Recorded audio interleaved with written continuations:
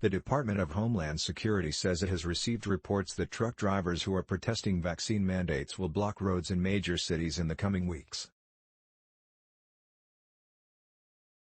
The protests could potentially affect the Super Bowl in Los Angeles on Sunday and the State of the Union address in Washington, D.C., on March 1, according to an internal memo from DHS obtained by NPR.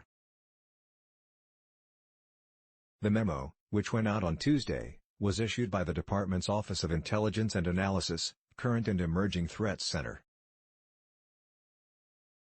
The memo says there are currently no threats of violence, but the protest has the potential to severely disrupt traffic, emergency routes and federal government operations.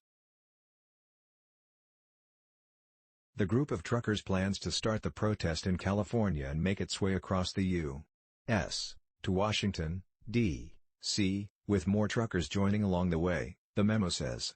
DHS is tracking reports of a potential convoy that may be planning to travel to several U.S. cities, a department spoke.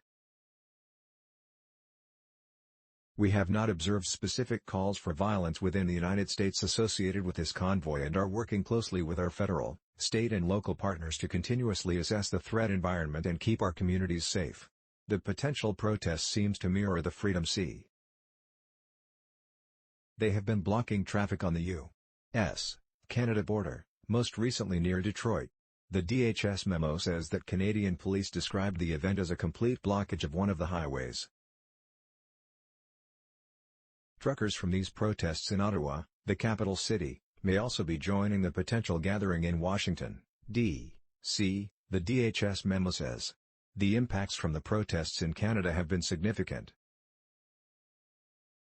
Ottawa is under a state of emergency, and officials, including Canadian Prime Minister Justin Trudeau, have called on the protesters to leave.